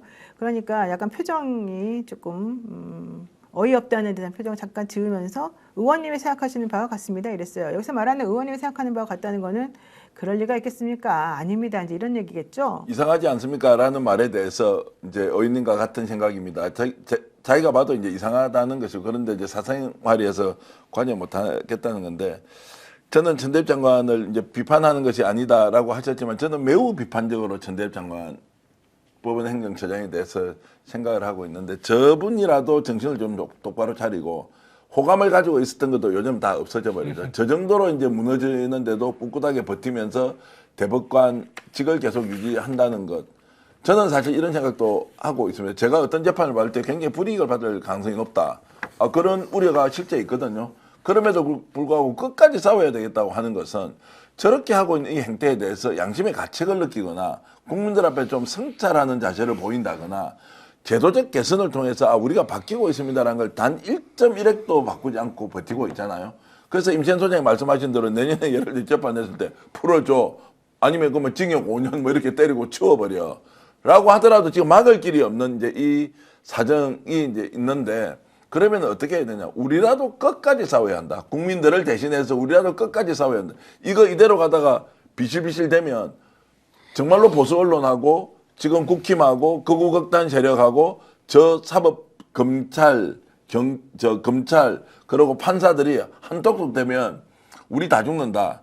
제가 오늘 어떤 분과 장시간 통화를 하면서 이제 취재 과정에서 그 얘기를 좀 서로 나눴을 거 아닙니까? 그때 이제 다시 윤석열이 살아 돌아왔는데 우리는 미친 듯이 울면서 저거 끝장내야 된다고 해서 왜 지금 헌법재판소 안 한다 그런 거 있었지 않습니까? 그분 말씀이 이렇더라고요.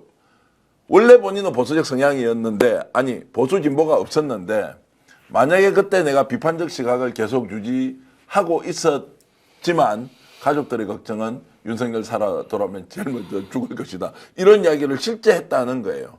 우리도 똑같이 돼 있지 않겠습니까? 그러면 우리 살기 위해서라도 정의라는 이름으로 국민들을 대신해서 싸워줘야 한다. 천대엽은 진짜 비겁하다. 이런 말씀을 제가 꼭 드리고 싶습니다. 네. 천대엽 대법관을 제가 옹호할 마음은 전혀 없는데요. 그러니까 실망스러운 모습도 있었다고 생각하고요.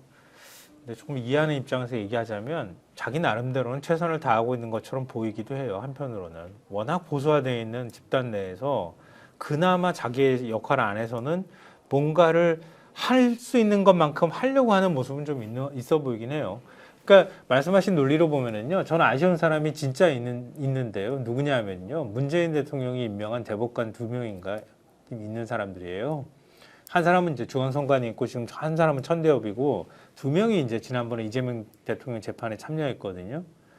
근데 반대 의견을 냈잖아요. 그러니까 판결문에 거의 버금가나 한 절반 정도의 반대 의견을 냈는데 그게 사실은 자기가 하고 싶은 얘기를 거기다 다 담은 거잖아요. 근데 좀 더 속 시원하게 얘기할 기회가 있었으면 좋겠어요. 그러니까 차라리 저는 그런 사람들이 나와서 내가 그렇게 반대했는데 조희대가 막 밀어붙였어요. 이거 한마디 하면 그냥 조희대는 가는 거잖아요. 그렇게 해줬으면 좋겠어. 그리고 대법관 그냥 그만뒀으면 좋겠어.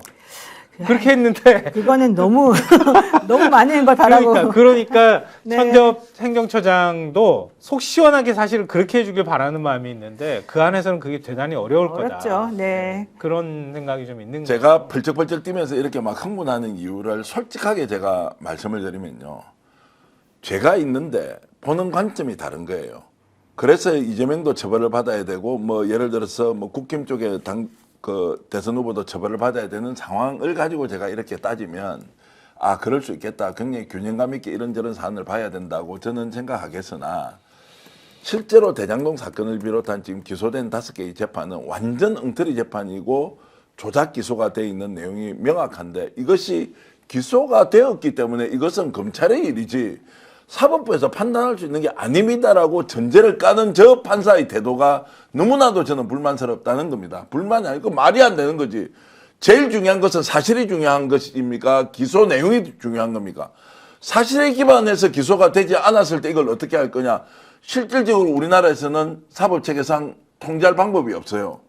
그러나 그것이 아니라고 판결은 내려줘야 되는데 아니 검사가 한 거나 그냥 그걸 보고 내가 법과 양심에 따라서 결론을 내는데 라고 가버리니까 조작 기소하고 조작 수사하고 했던 것을 똑같은 기준으로 놓고 판사의 판결로 우리가 결론 내는 것은 나는 이 대한민국에서 못 살겠다는 거예요. 그러면 나도 나쁜 짓 해가 좋은 놈 쓰면 무조건 나는 살 수 있는데 어떻게 그걸 용인하느냐.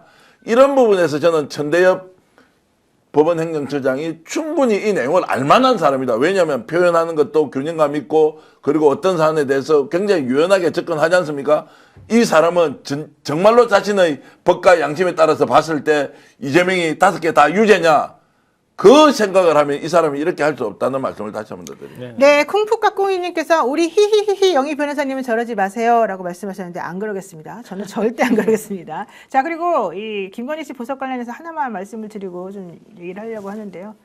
오늘 법원에서 김건희 여사 보석 신문이 있었는데 김건희 씨 측에서 의견서를 제출했습니다. 뭐라고 했느냐? 특검이 혐의와도 관계없는 불륜 의혹까지 암시하면서 여론전을 펼치고 있기 때문에 나는 꼭 석방되어야 한다. 이렇게 주장했답니다. 자, 김건희 측에서는 의견서를 내면서 특검이 자신의 혐의와 관계도 없는 그 제3의 남자 이준수 씨와의 불륜 의혹까지 암시하면서 여론전을 펼치고 있다. 매우 모욕스럽고 이런 부분에 있어서는 내가 뭔가 방어권을 행사해야 되기 때문에 석방이 반드시 돼야 된다. 이런 주장을 했다는 겁니다. 앞선 재판에서 도이치모터스 주가 조작 사건 공범으로 지목된 이모 씨와 김건희 씨가 나눴다는 메시지를 특검이 공개를 했지 않습니까?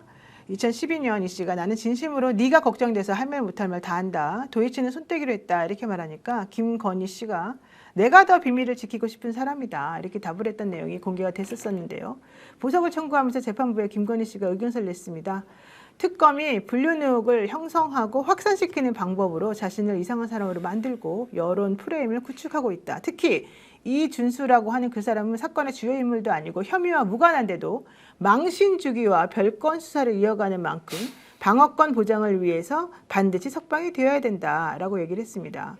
그러면서 건강 상태가 매우 안 좋기 때문에 주거지 한정, 휴대전화 사용 불가, 전자장치 부착 등 모든 조건을 받아들이겠다라고 말했습니다. 하지만 특검팀에서는 김건희 씨가 석방이 되면 유경옥, 정지원 전 행정관 등 핵심 증인들과 말맞추기 할 우려가 매우 크다. 특히 이준수라고 하는 바로 그 사람은 주가 조작 사건에서 숨겨진 중요 인물이기 때문에 그 사람과의 문자 내용 공개는 필요한 것이었다라고 얘기를 했습니다. 별건 수사 참. 많은 별건 수사는 생각을 그렇게 하게 윤석열을 됩니다. 마음대로 다룰 수 있을 때 그때 이재명 대통령 별건 수사를 못하게 막아주지. 아니 네. 그 이준수 씨와 김건희 씨가 불륜이라고 이야기한 사람 아무도 없습니다. 그 어떤 곳에서도 이야기한 적 없어요.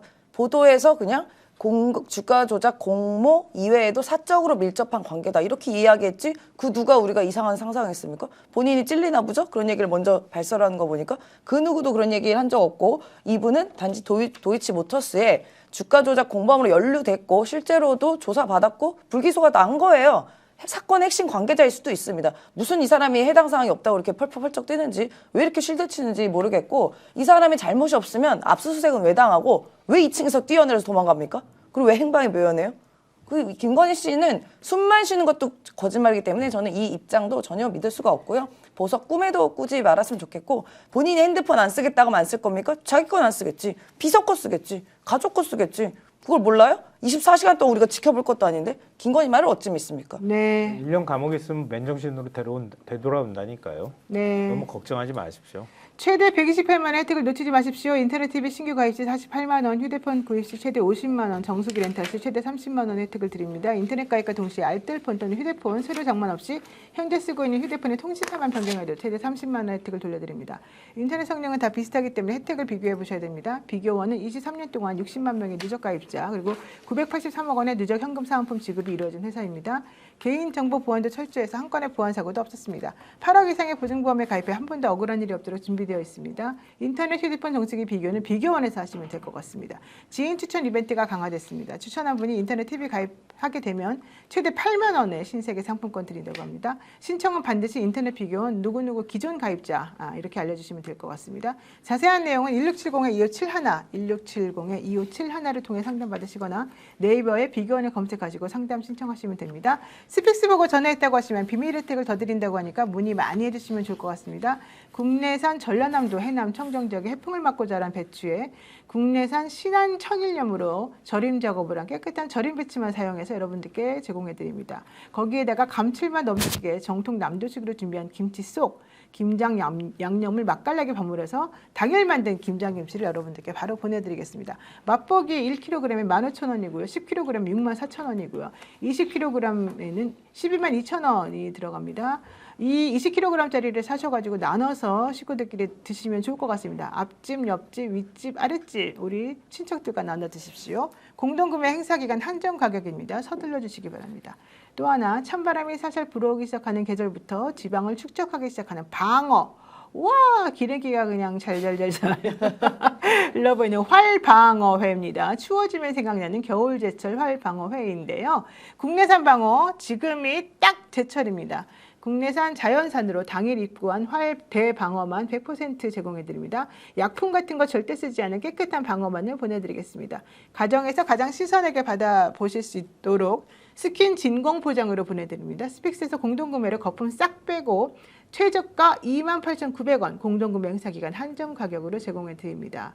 이거요 사실은 사서 드시면 10만 원도 넘습니다. 28,900원 정말 가성비 너무 좋습니다. 그리고 여러분 지난번에 엄청나게 평이 좋았던 당일 도축 뭉티기와 육회 여러분들의 성원에 힘입어서 다시 돌아왔습니다. 가격 품질 그대로 29,900원이고요. 물량 어렵게 구해 준비했으니까 서두르십시오. 오늘 잡은 한우로만 제공을 해드린다고 합니다. 당일 도축 한우 뭉티기 플러스 한우 육회, 뭉티기 200g, 육회 200g 플러스 소스까지 제공하는 가격이 29,900원입니다. 여러분들 많이 이용해 주시면 좋을 것 같습니다. 대방어회는 제가 2팩 있는데 가실 때 한 팩을 어디 드리면 집에서 꼭 드십시오. 와. 제가 먹어보니까 너무너무 맛있던데 하여튼 와. 좋습니다. 네, 스픽스 패널로 여러분 나오시기 바랍니다. 이렇게 하나씩 주시는 게 많습니다. 오늘 많이 방송 시청해주셔서 감사드리고요. 또 여러분들 사랑으로 스픽스가 점점 잘 자라나고 있다는 거 여러분들께 감사 인사드리면서 오늘 역전의 영사들 여기서 마치겠습니다. 고맙습니다. 고맙습니다. 고맙습니다.